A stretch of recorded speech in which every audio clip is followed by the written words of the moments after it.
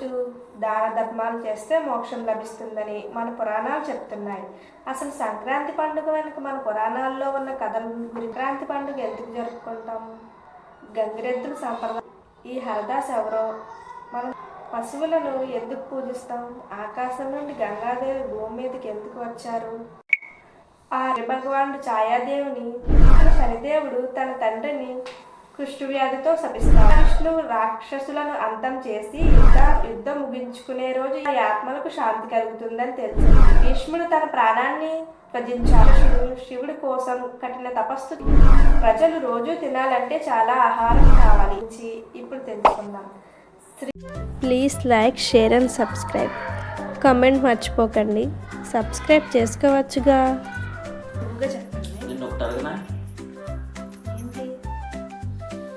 పచ్చని పంటలతో భూమి పరవశించిన వేళ, సంతోషం గాల్లో నిండిన వేళ మనకు గుర్తొచ్చే 3 అద్భుతమైన రోజులు ఏంటవి?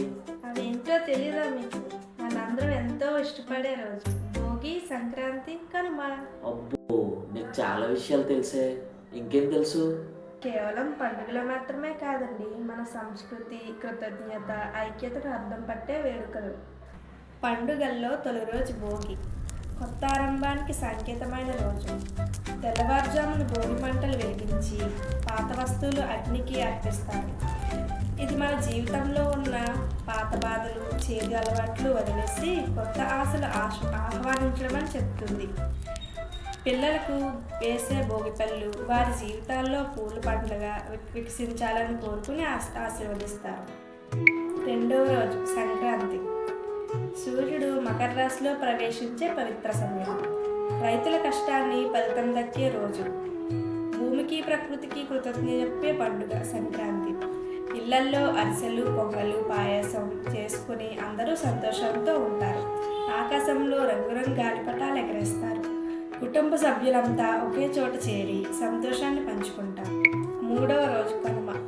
ఇది ప్రకృతికి, పశువులకు అంకితమైన రోజు. రైతులకు తోడుగా నిలిచే ఆవులను, ఎద్దులను పూజించి గౌరవిస్తారు. పొలాలకి వెళ్ళి గ్రామీణ విందులు చేసుకుంటారు. మనిషి, ప్రకృతి మధ్య బంధాన్ని జరుపుకుంటారు. సనాతన సంప్రదాయంలో సంక్రాంతికి ఎంతో విశిష్టత ఉంది. పుష్యమాసంలో సూర్యుడు శని రాశి ఆయన మకరంలో ప్రవేశించినప్పుడు మాత్రమే ఈ పండుగను జరుపుకుంటాము. అసలు సంక్రాంతి పండుగ ఎందుకు జరుపుకుంటాము? గంగిరెద్దుల సంప్రదాయం మొదలైంది. ఈ హరదాస్ ఎవరో? మనం పశువులను ఎందుకు పూజిస్తాం? ఆకాశం నుండి గంగాదేవి భూమి మీదకి ఎందుకు వచ్చారు? ఆ రోజు దాన ధర్మాలు చేస్తే మోక్షం లభిస్తుందని మన పురాణాలు చెప్తున్నాయి. అసలు సంక్రాంతి పండుగ వెనుక మన పురాణాల్లో ఉన్న కథల గురించి ఇప్పుడు తెలుసుకుందాం. శ్రీమద్ భాగవతం దేవీ పురాణంలో సంక్రాంతి పండుగకు సంబంధించి ఒక ప్రస్తావన ఉంది. శనిదేవుడు తన తండ్రి అయిన సూర్యభగవానుడిపై పగ పెంచుకుంటాడు. ఎందుకంటే శనికి తల్లి అయిన ఛాయాదేవి సూర్యుని రెండో భార్య. సూర్యుడు తన మొదటి భార్య సంజనాదేవి కుమారుడైన యువరాజును ఎక్కువగా ప్రేమించేవాడు. ఈ వివక్ష చూసి శని కోపం పెంచుకున్నాడు. ఇది చూసి సూర్యభగవానుడు ఛాయాదేవిని శనిని దూరంగా ఉంచుతాడు. దీనితో కోపంతో ఉన్న శనిదేవుడు తన తండ్రిని కుష్ఠవ్యాధితో శపిస్తాడు. సూర్యుడు ఈ వ్యాధితో చాలా బాధపడతాడు. తండ్రి బాధను చూసిన యమరాజు సూర్యభగవాన్ని ఈ వ్యాధి నుంచి బయటపడేందుకు కఠినమైన తపస్సు చేస్తాడు. తర్వాత శనిపై కోపంతో సూర్యభగవాను శనికి సంబంధించిన కుంభరాశిని దహనం చేస్తాడు. దీనితో శనిదేవుడు ఆయన తల్లి ఛాయాదేవి చాలా బాధపడతారు. ఈ పరిస్థితిని చూసిన యమరాజు తన సతికి సోదరుడైన శనిని రక్షించమని సూర్యభగవానుతో విన్నవిస్తాడు. యమరాజు ప్రార్థనతో సూర్యభగవానుడు శనిని క్షమిస్తాడు. అప్పుడు శని తిరిగి తన కుంభరాశి వద్దకు వెళ్తాడు. అక్కడ అగ్నికి ఆహుతి అయిపోయి కేవలం నల్ల నువ్వులు మాత్రమే మిగిలి ఉంటాయి. ఈ నల్ల నువ్వులతో శని సూర్యభగవాన్ని పూజిస్తాడు. శని భక్తితో సంతోషించిన సూర్యుడు మకర రాశిని రెండో ఇంటికి బహుమతి ఇస్తాడు. మకర రాశిని సంపద మరియు డబ్బుతో ఎప్పుడూ వెలుగుతూ ఉండేలా సూర్యుడు దాన్ని ఆశీర్వదిస్తారు. నల్ల నువ్వుల వల్ల శక్తిని, కీర్తి లభిస్తుంది. అందుకే అవి ఆయనకు ఎంతో ప్రియమైనవని మారాయి. ఈ కారణంగా మకర సంక్రాంతి పండుగను సూర్యుడు మరియు శనిని ఆరాధించడం ప్రారంభమైంది. అలాగే శ్రీ మహావిష్ణువు రాక్షసులను అంతం చేసి యుద్ధం ముగించుకునే రోజు ఈ సంక్రాంతి పండుగ. మందార పర్వతం కింద ఉన్న అసురులను మహావిష్ణువు అనగదొక్కి ఈ రోజున ధనుర్మాసం ప్రతికూలత ముగింపు పలికాడు. గంగమ్మ ఆకాశం నుండి భూమి మీదకి దిగిన రోజు కూడా ఈ రోజే.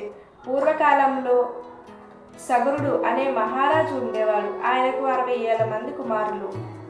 ఓసారి వారు కపిలముని ఆశ్రమంలో ప్రవేశించి ఆయన తపస్సును భంగం చేశారు. దీని కోపగించిన కపిలముని వారందరినీ శాపంతో బూడిదగా మార్చేశారు.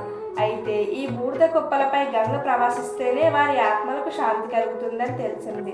అందుకే సకల వంశంలో రాజులు గంగమ్మను భూమిపై తీసుకురావాలని ఎంతో ప్రయత్నించారు. కానీ ఎవరూ ఆకాశంలో ఉండే గంగమ్మను నేల మీదకి తేలేకపోయారు. సగరుడి వంశంలో పుట్టిన భగీరథుడు మాత్రమే ఈ గొప్ప పని సాధించాడు. ఆయన కఠిన తపస్సు చేసి గంగమ్మను భూమిపైకి రప్పించారు. సంక్రాంతి రోజునే గంగాదేవి భూమిపైకి వచ్చారని చెప్తారు. ఇందువల్ల సంక్రాంతికి గంగమ్మకు సంబంధించిన పుణ్యకార్యంతో కూడిన పండుగ కూడా పురాణాల్లో గాథ ఉంది. మహాభారత కాలంలో భీష్మ పితామహుడు తన జీవితాన్ని సూర్యుడికి ఉత్తరాయణ ప్రవేశానికి అర్పించాడు. భీష్ముడు యుద్ధంలో పడిపోయి శరశయ్యపై పడుకొని ఉండేవాడు. కానీ సూర్యుడు మకర రాశిలో ప్రవేశించే వరకు ఆయన ప్రాణాన్ని విడిచిపెట్టలేదు.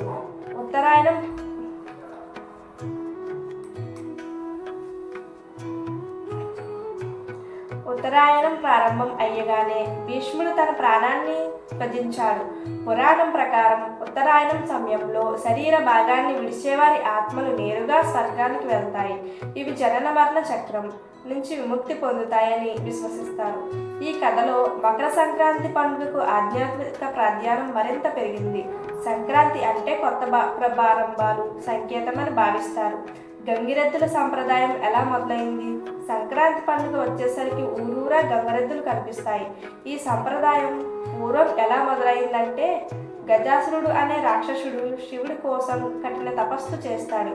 తపస్సుకు మెచ్చిన శివుడు వరం అడుగమంటాడు.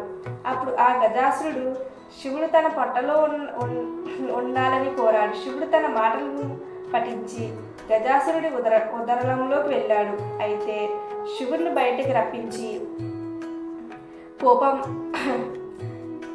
రప్పించడం కోసం దేవతలు ఒక ఉపాయం 3 ఆలోచించారు. అందరూ కలిసి వాయిద్యాలు పట్టుకుని నందితో కలిసి గజాసురుడి వద్దకు వెళ్తారు. ఈ ప్రదర్శనలకు గజాసురుడు ఎంతో సంతోషించి, మీకు ఏదైనా వరం కావాలంటే అడగండి అన్నారు. అప్పుడు శ్రీ మహావిష్ణువు ఆ పరమేశ్వరుని పొట్ట నుంచి విడుదల చెయ్యి అని కోరారు. గజాసురుడు వరాన్ని ఆమోదించి శివుణ్ణి బయటకు పంపాడు. ఆ సంఘటన తర్వాత శివుడు తిరిగి కైలాసానికి వెళ్ళారు. అప్పటి నుంచి దేవతలు వాయిద్య ప్రదర్శనలు గుర్తుగా గంగిరెద్దుల సంప్రదాయం ప్రారంభమైంది. ఈ కథ వినాయక చవితి మరియు సంక్రాంతి పండుగలో ప్రత్యేకంగా చెప్పుకుంటారు. గంగిరెద్దులు శివుని ప్రతీకగా భావించి ఆయన్ని స్మరించేందుకు ఈ సంప్రదాయాన్ని కొనసాగిస్తారు. అసలు ఈ హరిదాస్ ఎవరో? సంక్రాంతి పండుగ సమయంలో ఇంటింటా అడుగుపెట్టే హరిదాస్ ఎంతో ప్రత్యేకత ఉంది. ఈ సంప్రదాయం ప్రకారం హరిదాసు రూపంలో సాక్షాత్ శ్రీకృష్ణుడే మన ఇంటికి వస్తాడట. హరిదాసు తల మీద పెట్టుకునే పాత్ర ఈ భూమిగా భావిస్తారు.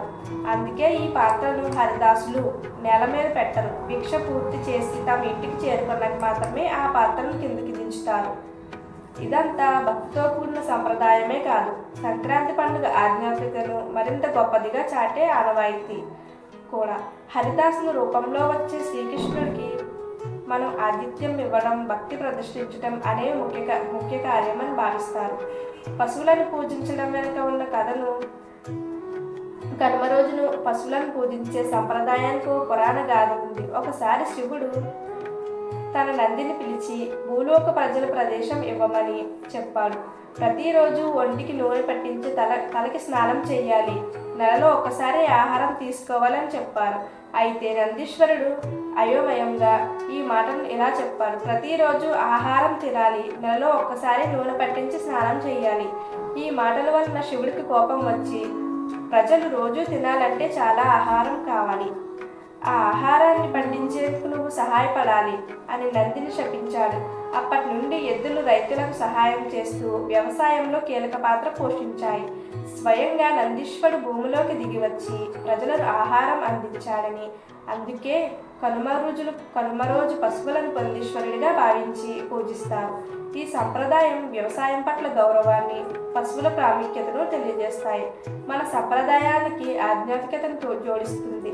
దేవతలు స్వాగతం పలిగే పతంగులు. తెలంగాణలో సంక్రాంతి అనగానే పతంగుల పండుగ చాలా ప్రత్యేకంగా జరుపుకుంటారు. ఈ పతంగుల పండుగ మనకు కూడా పురాణ గాథ ఉంది.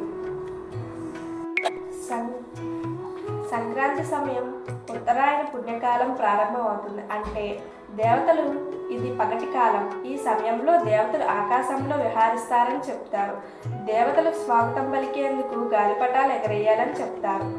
దేవతల ఆతిథ్యం కోసం ఆకాశంలో పతంగులు ఎగరవేయడం ఆనవాయితీగా మారింది. సంక్రాంతి పండుగ అప్పుడు 3 రోజులు ముఖ్యమైనవి. ఇప్పుడు వాటి గురించి తెలుసుకుందాం. మొదటి రోజు భోగి. భోగి అన్న పదం సంస్కృతం నుండి వచ్చింది. ఈ రోజును తెల్లవారుజాము లేచి భోగి మంటలు వేసి శీతాకాలంలో పేరుకున్న చెత్తను అగ్నిలో వేయటం జరుగుతుంది. ఇన్న నమ్మకంతో చేస్తారు. సంక్రాంతి పండుగ కోసం గొబ్బెమ్మలను పిడకలను వేసి వాటిని భోగి మంటలో వేయడం చేస్తారు. రంగురంగుల ముగ్గులు వేయటం మరియు పాలు పొంగించడం కూడా చేస్తారు. సాయంత్రం సమయంలో బొమ్మల కొలుపులు పెడతారు. చిన్నపిల్లలకు రేగు పండ్లు మరియు పూలను తలపై పోస్తారు. దీనినే భోగి పండ్లు పోయడం అని అంటారు. రైతులు తమ పంటలను చలామణికి వచ్చే సమయం కావడంతో భోగభాగ్యాలు అందుకోవాలని కోరుకుంటారు. ధాన్యం, పాలు కలిపి ఇంద్రుని మరియు విష్ణువుని పూజిస్తారు. రెండవ రోజు మకర సంక్రాంతి అనే పదం సంస్కృతంలో ముందుకు జరగడం అని అర్థం. ఈ రోజున సూర్యుడు మకర రాశికి కదలటం జరుగుతుంది. దీనివల్ల మకర సంక్రాంతి అని పిలుస్తారు. అయ్యప్ప దీక్ష చేసేవారు 41వ రోజు తర్వాత శబరిమలలో అయ్యప్ప స్వామిని మరియు మకర జ్యోతిని దర్శించుకుంటారు.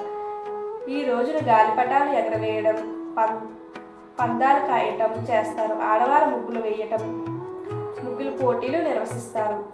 ఈ రోజు ధ్యానం, వస్త్రాలు, నువ్వులు, దుంపలు, ఇరుగు వంటి ఇతరులకు ఇవ్వటం ద్వారా సకల సంపదను పొందుతారు అని నమ్ముతాం. 3వ రోజు కనుమ. ఇది సంక్రాంతికి చివరి రోజు. నెల రోజుల సంక్రాంతి ఉత్సవాలు ఈ రోజుతో ముగుస్తాయి. ఈ రోజున పశువులను లక్ష్మీ స్వరూపాలుగా భావించి వాటిని అందంగా అలంకరించి పూజిస్తారు. ఇంట్లో సంపదను వృద్ధి చెందుతాయని నమ్ముతారు. ఎద్దుల పందాలు, కోడి పందాలు కూడా ఈ రోజు నిర్వహిస్తారు. సంక్రాంతికి సాగించడానికి ఈ రోజున రథం ముగ్గులు కూడా వేస్తారు. ఈ రోజులో సంక్రాంతి పండుగ ముగిసిపోతుంది. ఈ కథలు ప్రతి సంక్రాంతి పండుగలో మన సంప్రదాయాలను మరింత అర్థవంతంగా చేస్తాయి. ఈ విధంగా సంక్రాంతి పండుగ సంప్రదాయాలు కలిగి ఉంటుంది. మీకు ఈ వీడియో నచ్చితే like, share and subscribe, comment చేయండి. Thank you. భోగి పాతదాన్ని కాల్చుతుంది. సంక్రాంతి సంపదను పంచుతుంది. కనుమ ప్రకృతిని గౌరవిస్తుంది. ఈ 3 రోజులు కలిసి చెబుతున్న కథ ఒక్కటే: కృతజ్ఞత, ఐక్యత, ఆనందం. ఈ సంక్రాంతికి మన సంప్రదాయాలను గౌరవంగా పంచుకుందాం. అందరూ సంక్రాంతి పండుగ అందంగా జరుపుకుందాం.